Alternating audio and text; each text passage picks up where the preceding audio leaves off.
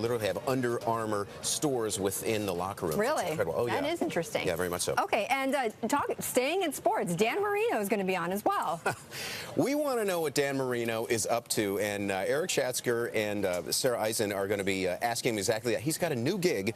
The company is CRRS, which is Corporate Resource Services. It's an outsourcing company, and we don't know what he's going to be doing there, but we're about to find out. And curious that it's happening on a day when the ADP jobs report is a little bit late. That's right. And, you know, these are two former football players who are actually doing big things in business, which, yes. you know, you hear a lot of stories about football players who've actually gone the opposite way, gone into bankruptcy. So these are two examples. Yes. Successes of here. how to do it right. That's right. All right, Adam, thank you. Adam Johnson, Street Smart anchor. That does it for today on In the Loop. Tomorrow, Career Builder CEO Matt Ferguson joins us on unemployment ahead of Friday's highly anticipated jobs numbers, what he's seeing in his business and hiring. And Order filled. Ross, the CEO of the private equity firm W.L. Ross & Company, the big billionaire distressed investor, will join me to co-host In the Loop. That is tomorrow on Bloomberg Television, streaming on your phone and on Bloomberg.com. We're about a half an hour into the trading session. We've got you covered here on Bloomberg Television. Market Makers starts right now. Michael Dell's Money Man. John Phelan talks about the Dell buyout and sounds an alarm about the bond market. Losing the battle, but not the war. Will a patent ruling force Apple and Samsung to reach a truce? Dan Marino, corporate recruiter? We'll talk to the Hall of Fame quarterback about his new role and football, of course.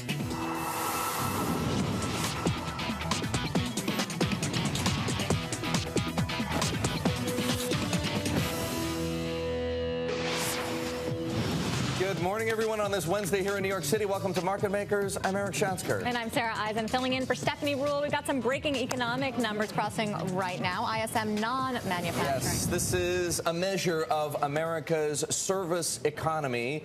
A couple of days ago, the Institute for Supply Management reported a disappointing number for the manufacturing economy. Today, however, the non-manufacturing economy appears to be bumping along more or less in line with economists' expectations. A reading from the Institute for Supply Management of 53.7. The economists we surveyed were looking for 53.5. Anything above 50 indicates expansion. We're not talking about a lot of expansion. 53.7 says that. But what we don't have is what we saw the other day, a contraction in the manufacturing economy, the first time since November. So as I say, the Institute for Supply Management reporting to us that the larger percentage of the American economy, more or less, bumping along. The point worth making here, though, is that this ISM index is not nearly as closely watched as the other ISM index, the manufacturing index, because the nature of the polling, the people whom they talk to. But it does give us a sense of what's happening in the broader economy. Now, add to that what we heard earlier this morning from ADP, the payroll processing company, telling us that there isn't as much job growth in the private economy as they had, or at least as economists had expected, the number 135,000 versus an expectation of 165, setting us up potentially for a disappointment this Friday, Sarah, when the Labor Department reports payrolls for the month of May. We will see. And in terms of market reaction, we're still looking at negative numbers. Nothing drastic, though, down 0.2% on the S&P 500. We've got more breaking news at this hour, this time from Google's YouTube. An exclusive interview. A company executive told Bloomberg that YouTube has tripled ad sales on mobile devices over the last 6 months. Those mobile ads contributing as much as $350 million to YouTube's revenue. With us now from San Francisco, Bloomberg West senior West Coast correspondent John Ehrlichman. John, this is a big milestone for mobile ads. It is, Sarah, and I think there are two parts to this story. One is the big move to mobile. This morning, I'm sure a lot of people are watching our conversation streaming on a device.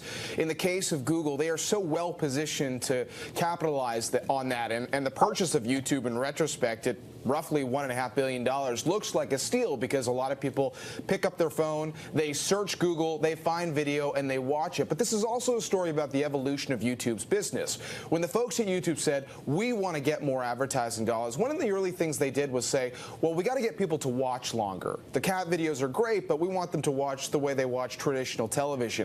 So they created all these original channels and spent a reported $100 million in the process. You know, at Netflix, they spent $100 million on one show, House of cards. That really worked. For YouTube, it didn't work as well for individual channels, but it did get the advertisers aware of what the platform is all about, how many people are consuming everything from music to news about the gaming industry to comedy on YouTube. That's been helping them get a lot of new advertising dollars. All right, John Ehrlichman, thanks for bringing us that breaking news. Google's YouTube tripling ad sales on mobile devices in the last 6 months. Much more on that story, of course, on Bloomberg West today, 1 p.m. and 6 p.m. Eastern Time.